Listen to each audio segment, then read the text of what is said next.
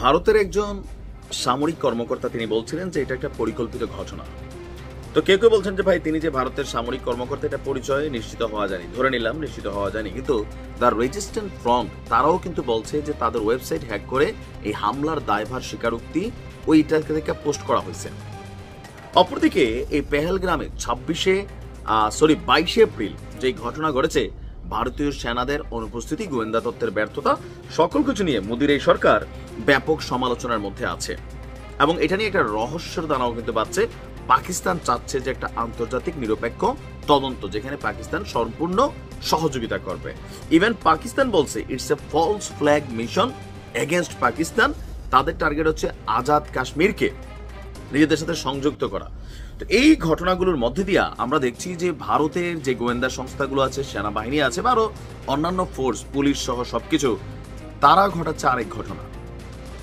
এই ঘটনাটার গত 5-6 দিনের মধ্যে কাতার ভিত্তিক সংবাদ মাধ্যম আল জাজিরা তারা একটা প্রতিবেদন প্রকাশ করেছে।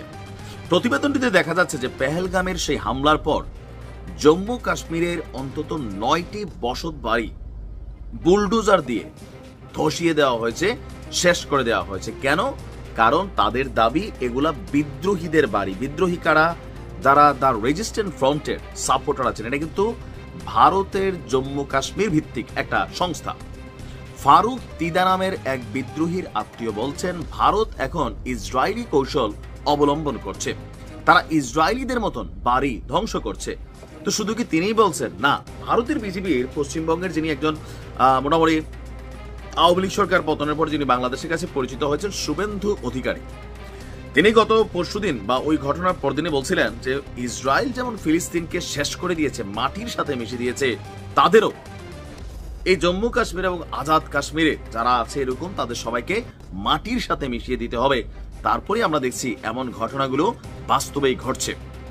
আপনার ভারতীয় সেনারা ফারুক তিদার বাড়ি ধ্বংস করার পর তার আত্মীয় খুব করে আল জাজিরাকে বলছেন স্থানীয়দের শাস্তি দিতে এগুলো ইসরায়েলি কৌশল।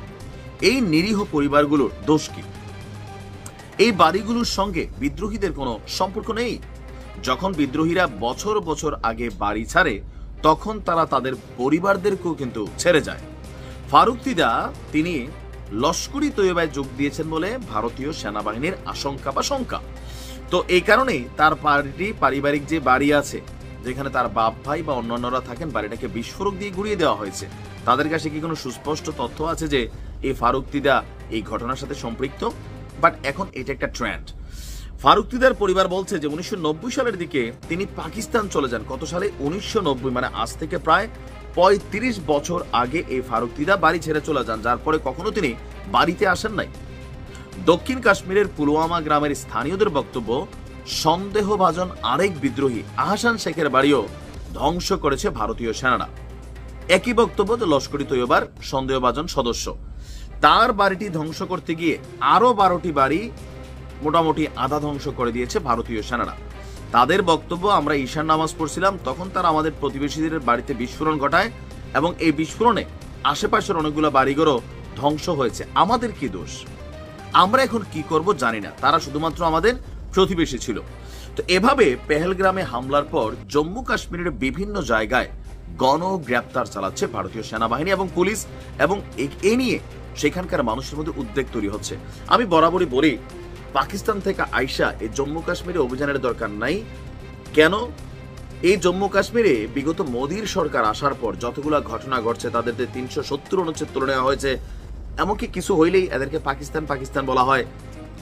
ওই দেশে এখন মানে সংখ্যালঘু জাতি হিসেবে মুসলিমদের বিভিন্ন জায়গায় আপনি দেখেন যে এই ঘটনাগুলো ঘটছে। আর এজ এ রেজাল্ট তারা তাদের দেশে নিজেরাই এক ধরনের জঙ্গি উৎপাদন করছে। আর এটার অ্যাডভান্টেজ অবশ্যই পাকিস্তান নিচ্ছে। পাকিস্তানের যে হামলাগুলো হচ্ছে এটার অ্যাডভান্টেজ কারা নিচ্ছে? ভারত নিচ্ছে, নিচ্ছে। ইন্টারন্যাশনাল খেলা এটা। আপনার দেশের মধ্যে যদি দেশ বিরোধী একটা শক্তি তৈরি হয়, আপনার দেশের যারা ক্ষতি করতে চায় শত্রুরা, তারা সেই টিমটাকে সাপোর্ট করবে, টাকা দিবে, বুদ্ধি দিবে, ট্রেনিং দিবে। বাংলাদেশও আছে না মাঝে মাঝে ভাইসা ওড়ে। এখন এটা আমার কাছে মনে হচ্ছে যেটা কৌশল করে পুরা জম্মু কাশ্মীরের একটা ব্যালেন্স করে ফেলতে চায়। ভালো থাকুন, আসসালামু আলাইকুম।